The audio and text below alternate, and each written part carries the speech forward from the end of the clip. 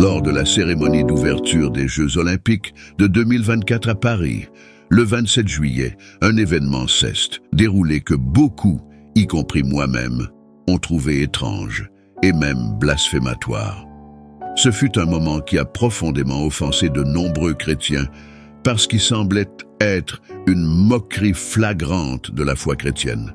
Une cérémonie censée célébrer l'unité internationale et l'esprit sportif est plutôt devenue une scène de manque de respect envers le christianisme. Cela soulève la question: pourquoi les organisateurs ont-ils choisi de cibler le christianisme parmi tous les thèmes possibles pour une cérémonie d'ouverture?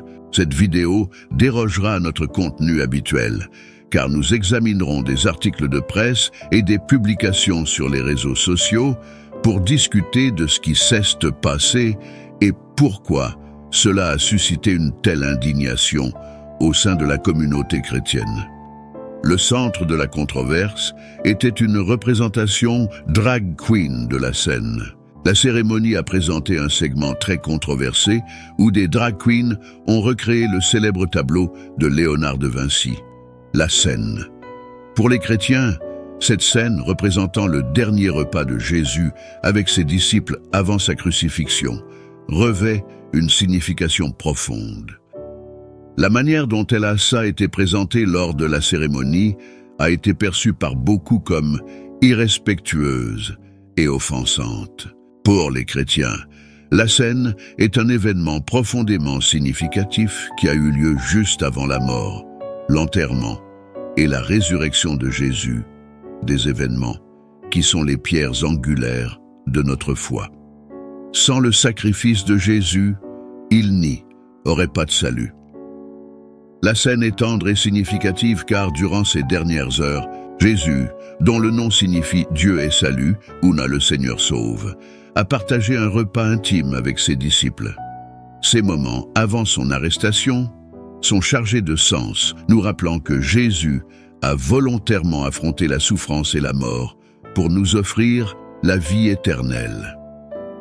Ses actions et paroles lors de la scène sont un rappel poignant de son rôle en tant que sauveur et des efforts qu'il a déployés pour accomplir le plan de Dieu pour notre rédemption. Voir un événement aussi sacré être moqué en France est profondément blessant. Ce que nous tenons à cœur a été traité avec un manque de respect flagrant. Plus d'une douzaine de performeurs drag ont posé dans un tableau dressé contre la scène, imitant l'image de Jésus et de ses 12 apôtres. Pour aggraver les choses, une femme vêtue d'une robe bleue avec une grande auréole argentée se tenait au centre, se moquant davantage de la représentation de notre Seigneur. Cette représentation a touché une corde sensible pour de nombreux chrétiens qui ont senti qu'elle trivialise le sacrifice de Jésus et la gravité de cet événement sacré. Même des figures éminentes comme Elon Musk ont critiqué l'affichage, le qualifiant d'extrêmement irrespectueux envers les chrétiens. Le retour de bâton de diverses célébrités souligne le désaveu généralisé de cet acte. Il est rare de voir une réponse aussi unifiée de personnes de divers horizons, ce qui met en lumière la gravité de l'offense ressentie par la communauté chrétienne. Un autre segment perturbant mettait en scène un homme peint en bleu de la tête aux pieds, orné de fleurs et de fruits, et portant une barbe étrange. Selon les organisateurs, il s'agissait d'une interprétation du dieu grec Dionysos. Cependant, cela semblait être une moquerie du repas sacré, diminuant sa signification et ajoutant au manque de respect. Cette représentation semblait déplacée et inutile, surtout lors d'un événement censé promouvoir l'unité et le respect entre nations et cultures.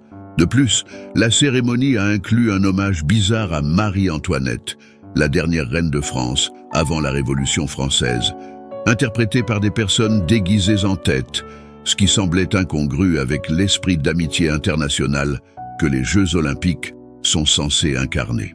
Enfin, il y avait une représentation que beaucoup croient représenter le 4e cavalier de l'Apocalypse. Pour ceux qui ne le sauraient pas, le 4e cavalier, décrit dans le livre de l'Apocalypse, symbolise la mort et apporte une destruction généralisée. Ce personnage était dépeint comme un cavalier en armure chevauchant un cheval métallique scintillant sur l'eau, ajoutant au ton sombre et menaçant de la cérémonie. Apocalypse 6, 8 dit « Et je regardais, et voici un cheval pâle. Et celui qui était assis dessus s'appelait la mort, et l'enfer le suivait. Et il leur fut donné pouvoir. » Cette séquence d'événements a laissé de nombreux chrétiens se sentir irrespectés et blessés. La cérémonie d'ouverture des Jeux Olympiques de 2024 à Paris, le 27 juillet, a laissé beaucoup de personnes, moi y compris, troublées et offensées. Ce qui aurait dû être une célébration de l'unité et de l'esprit sportif semble plutôt avoir moqué le christianisme, provoquant une réaction significative au sein de la communauté chrétienne. Voilà, cette vidéo s'écartera de notre contenu habituel pour examiner les articles de presse et les publications sur les réseaux sociaux afin de comprendre ce qui s'est passé et pourquoi cela a suscité une telle réaction. Un point majeur de discorde était la représentation de la scène par des drag queens. Ce segment, mettant en scène des drag queens recréant le célèbre tableau de Léonard de Vinci, a été considéré comme extrêmement irrespectueux envers les chrétiens.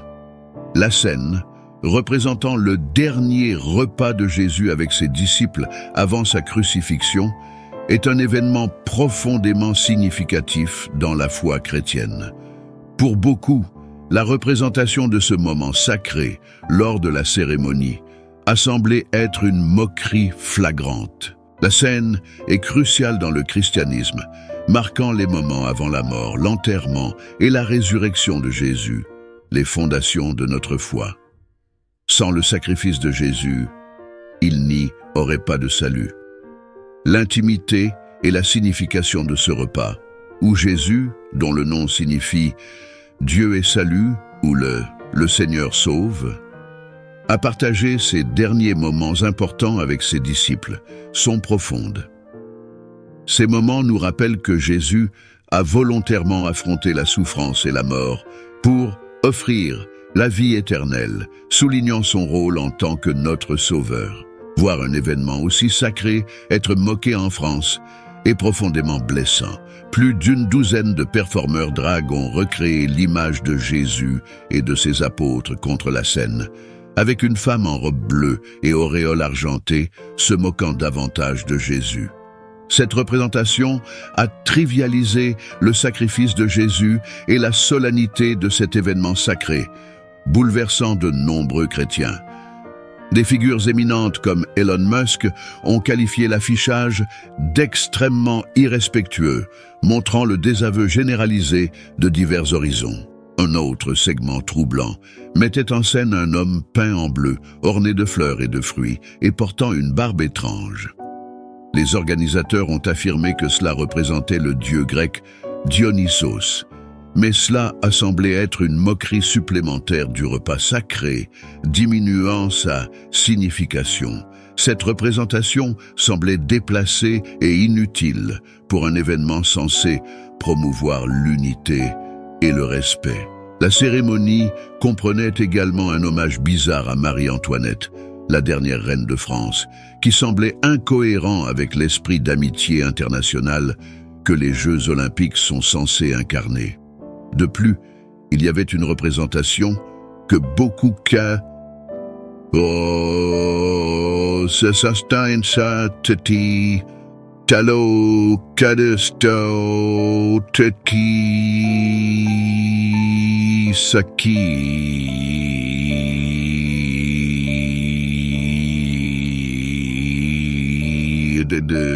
Ce personnage, représenté par un cavalier en armure sur un cheval métallique scintillant, a ajouté au ton sombre de la cérémonie. Apocalypse 6, 8 dit « Et je regardais, et voici un cheval pâle, et celui qui était assis dessus s'appelait la mort, et l'enfer le suivait. Et il leur fut donné pouvoir sur le quart de la terre, de tuer par l'épée, par la famine, par la mort et par les bêtes de la terre. Cette imagerie était troublante et inappropriée pour un événement censé inspirer l'espoir et l'unité. La moquerie flagrante du christianisme lors de cette cérémonie, sur une scène mondiale, était choquante. Il est alarmant de voir comment les organisateurs ont choisi ce thème parmi d'innombrables possibilités. Nous vivons dans un monde où se moquer du Seigneur Jésus-Christ devient de plus en plus commun. Cet événement était une grave offense à notre foi et un signe des temps dans lesquels nous vivons. Nous sommes dans les derniers jours et Jésus revient bientôt. Regardez cette cérémonie m'a rappelé Matthieu 7, 13, 14.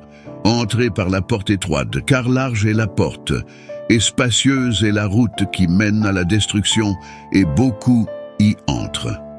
Mais étroite est la porte, et resserrée est la route qui mène à la vie, et peu y trouvent leur chemin. C'est une de et de school saint de van de son adolpon. Une eston c'est de l'ena saint à modéricain, mais d'un On a montré que beaucoup sont sur le chemin large qui mène à la destruction, semblant ignorer leur chemin. Le chemin étroit, comme décrit dans Matthieu 7, 13, 14, nous enseigne qu'il y a deux chemins dans la vie, le chemin large et le chemin étroit. Le chemin large est facile et beaucoup le choisissent, mais il conduit à la destruction.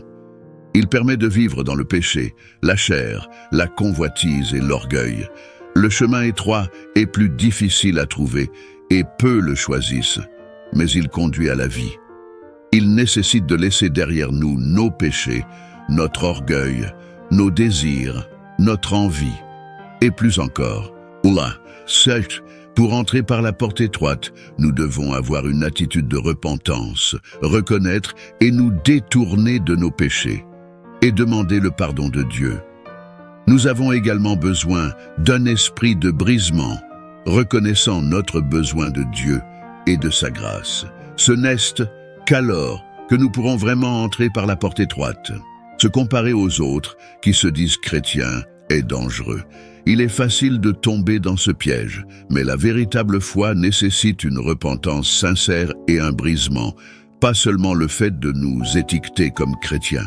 Nous vivons dans une génération où l'évangile est souvent dilué, permettant aux gens de vivre dans leurs péchés sans avoir besoin de repentance, de brisement, de justice ou de sainteté. Cessez de vous comparer aux autres qui se disent chrétiens.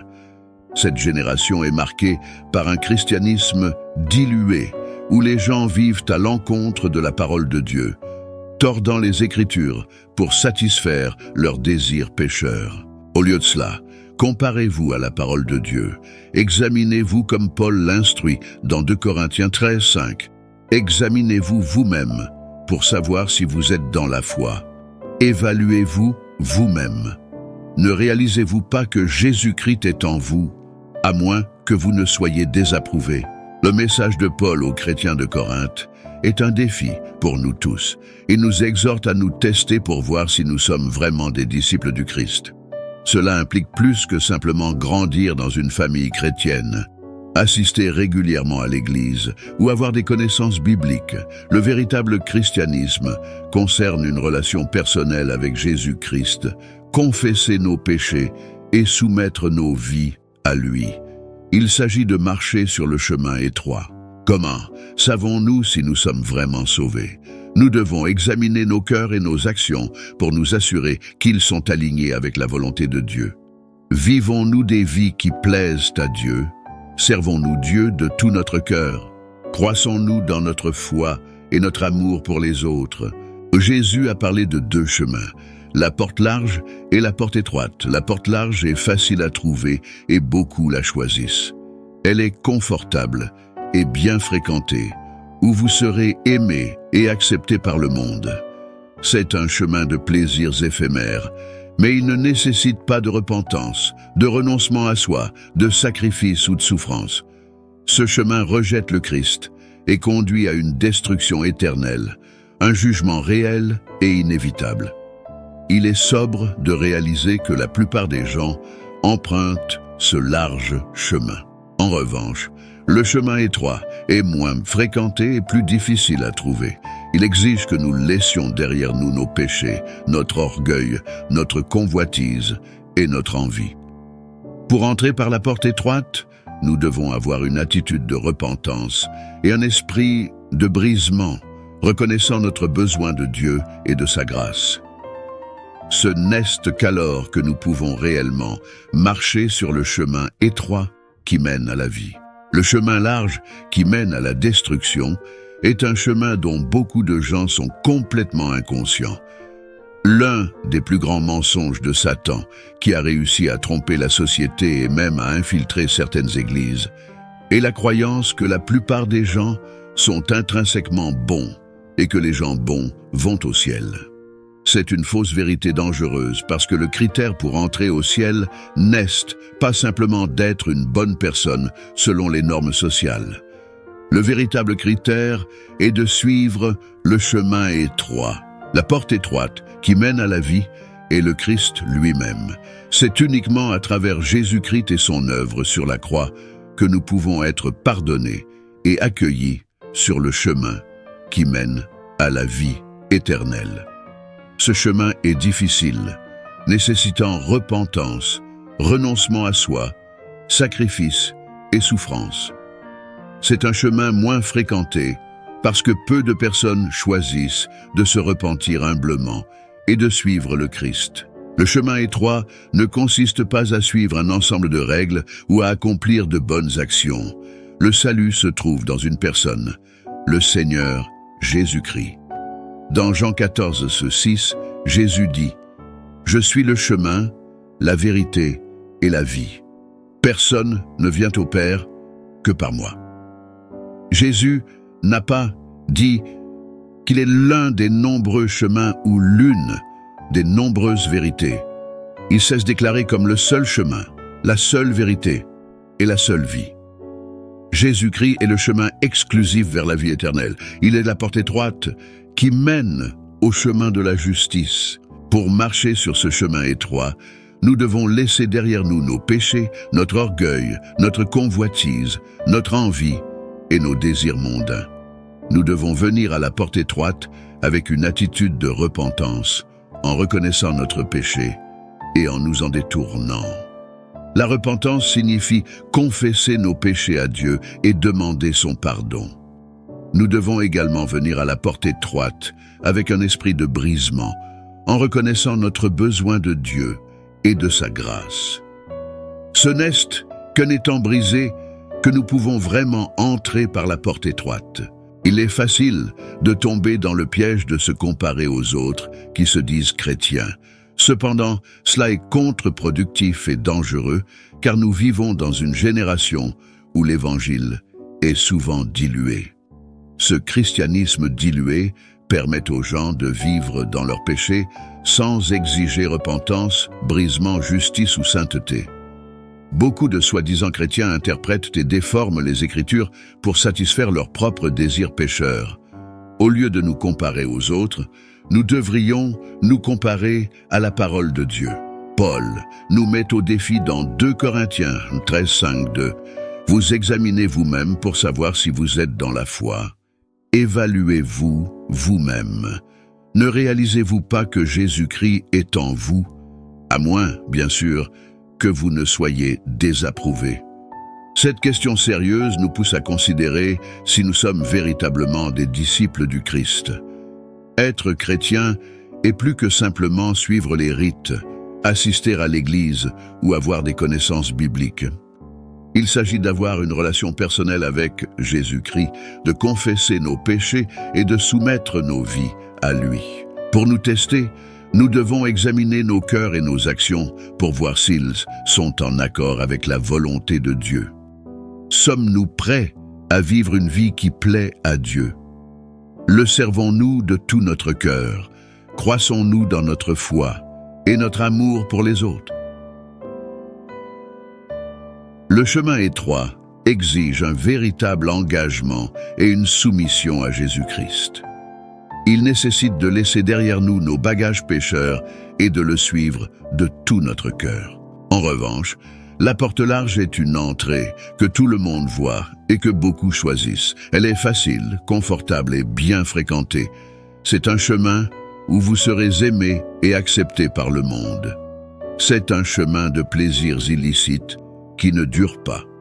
Cependant, c'est aussi un chemin qui ne nécessite ni repentance, ni renoncement à soi, ni sacrifice, ni souffrance.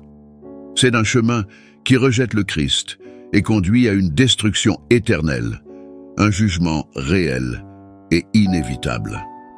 Il est sobre de constater que la plupart des gens empruntent ce chemin. Choisir le chemin étroit signifie rejeter le chemin large et tous ses conforts temporaires. Cela signifie embrasser les difficultés et les défis de suivre le Christ. Cela signifie s'engager à vivre selon ses enseignements et à chercher à plaire à Dieu dans tout ce que nous faisons. Ce chemin peut être difficile et moins fréquenté, mais il conduit à la vie éternelle avec Christ. C'est le seul chemin qui offre une satisfaction véritable et durable. En conclusion, nous devons reconnaître les mensonges que Satan a répandus et nous accrocher à la vérité de l'Évangile. Nous devons choisir le chemin étroit, suivre le Christ et vivre des vies qui plaisent à Dieu. Le voyage peut être difficile, mais la récompense est la vie éternelle avec notre Sauveur. Efforçons-nous de marcher sur le chemin étroit avec foi, engagement et un cœur dédié à Jésus-Christ.